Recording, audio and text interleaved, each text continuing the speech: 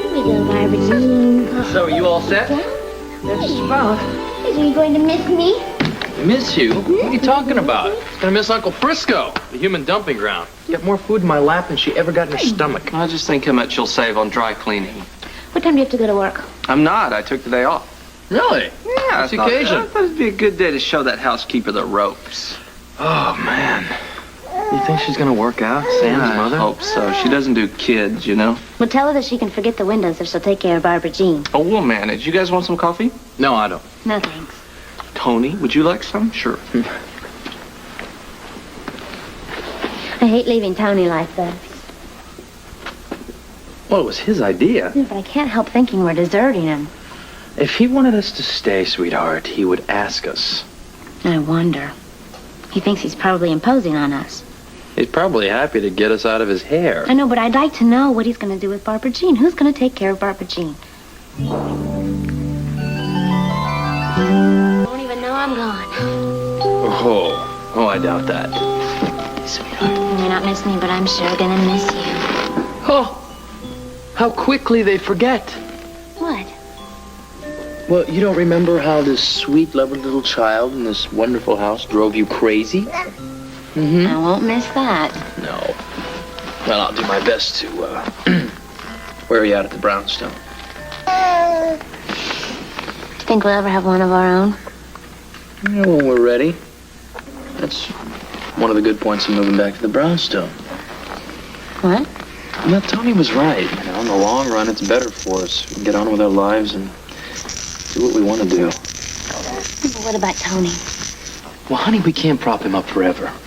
Now, sooner or later, he's going to have to take on the responsibility of managing this big house and raising his little daughter. And it's going to start the minute we walk out of that door. You think he's up to it? Up to what?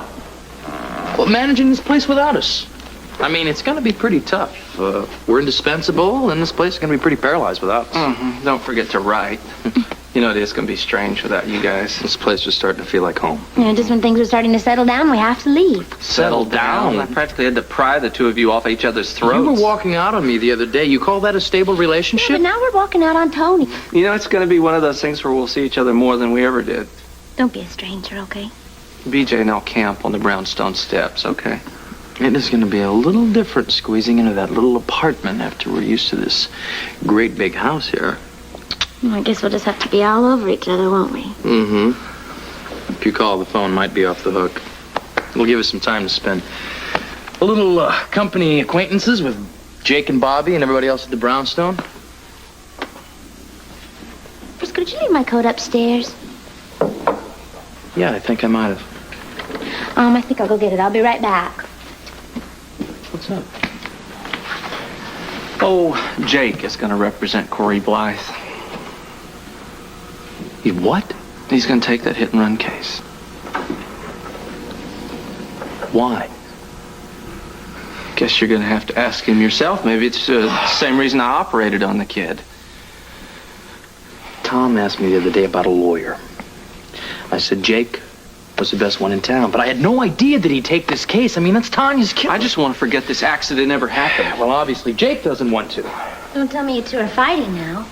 No, but Mr. Meyer and myself might have a little run-in pretty soon. Jake? Why? He's defending Corey Blythe. Why would he? I guess the most important thing to Jake is a case. Obviously not his friends. Thank you. Wow, it looks the same. It smells a little funny. Well, a little airing out, it'll be as good as A new. little airing out, a little cleaning. Remind me to introduce you to Mr. Broom. Well, honey, it's springtime. Women washing the windows and cleaning and... Getting housekeepers? For this little place? You put a broom in somebody's hand and it turns into a palace. Well, you better start cracking the whip then, Your Highness. I've been slaving over a huge house for a month. The last thing I want to do is come home to my place and clean it. Well, then, what's the first thing you'd like to do? You thought about that? I'd like to have a dinner party for all the Brownstone people. Just what I had in What mind. better way to rejoin the Brownstone family? Yeah, well, I can tell you one person that I'm not looking too forward to entertaining. Frisco, you're going to have to face Jake sooner or later. I want an explanation. It's a good thing he wasn't around when I called before. I'd have really gone off him. I'd like to hear exactly how he's going to justify this. And you know Jake. I might be able to talk him out of defending this kid. I don't know. He might be home.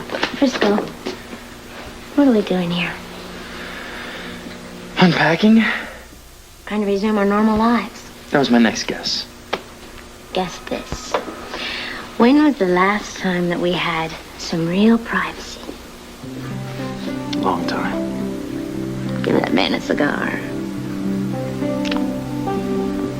I'd rather have you. Is this what you had in mind? Yeah, I think you're getting to it.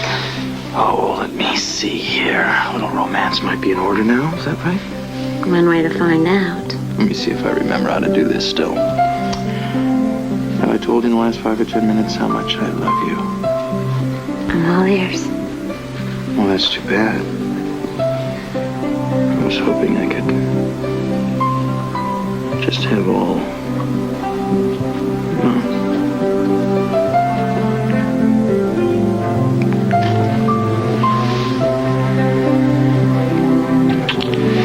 tell me more. you talk too much. Welcome home, Mrs. Jones.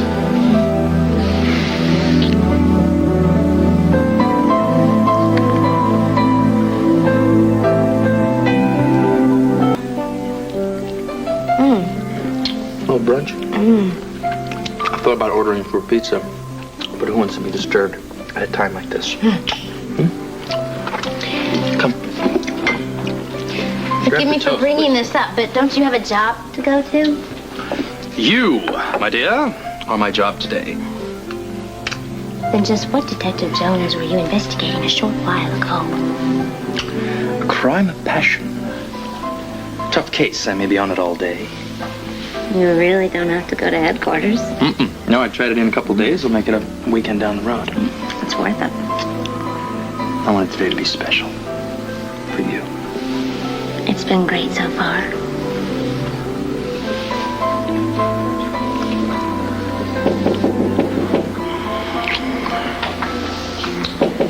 So much for privacy, huh? Should we answer it?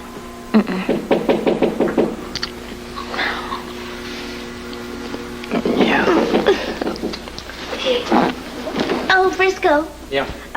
Maybe you should let me answer it.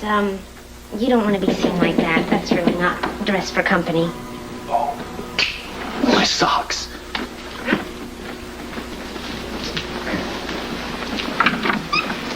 Hi. Welcome home. Oh, great to be back. Thank you. Oh, my goodness, maybe I should come back later. No, we were just relaxing. Come on in. Come on in. How are Tony and VJ? Oh, they're doing just fine. Sam's mother's looking after the house. Tony really doesn't know what he's going to do about the baby yet, but we have to find someone for her. Oh, well, I don't imagine he'll have any trouble finding help. I hope not.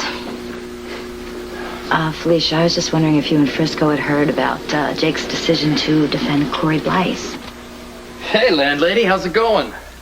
Better, now that you two are home. Where's Jake? Out of town early this morning. Oh. Business? I certainly hope so. Thought his big case was here in Port Charles. You heard. Well, bad news travels fast. I haven't even talked to Jake since he made his decision. Camille's the one who told me that he decided to defend Corey. Well, maybe he split because he didn't want to deal with me or Tony. No.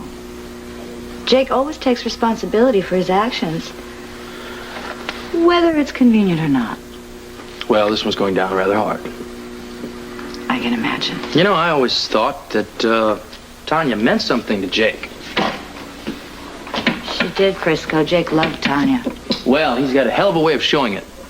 He was torn up over her death. Oh, so he decides to ease his grief by representing this kid. Is that it? Look, I can't speak for Jake. No, his actions speak for themselves. You know, by representing this kid, it's like spitting in his friend's face. You know that, don't you, Bobby? Nothing less. Jake would never do that. It's not justice. This is called opportunism. And the hell with the consequences. Are you saying that Jake took Corey's case to further his career? Well, if I don't look at it that way, then I'm left feeling like he doesn't care about his friend. That's not fair, Frisco, and you know it.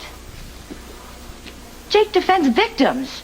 He defends people who won't get a fair shake unless he sees to it. Victims? Jake defends victims. Well, obviously he can't defend Tanya because she's dead. She's the biggest victim of all of them. She was killed in cold blood by this kid. He sympathizes with him and he's going to represent him. Now, Tanya doesn't have to deal with that because she's not around. But Tony has to deal with that choice the rest of his life. He's the victim. Who represents Tony? Are you forgetting something? Tony operated on Corey. Tony saved Corey's life. And that was an emergency. It was his job. And he forgot the kid when he was finished. I think he just thought his friends would respect him for that. Jay can't do anything to help Tony.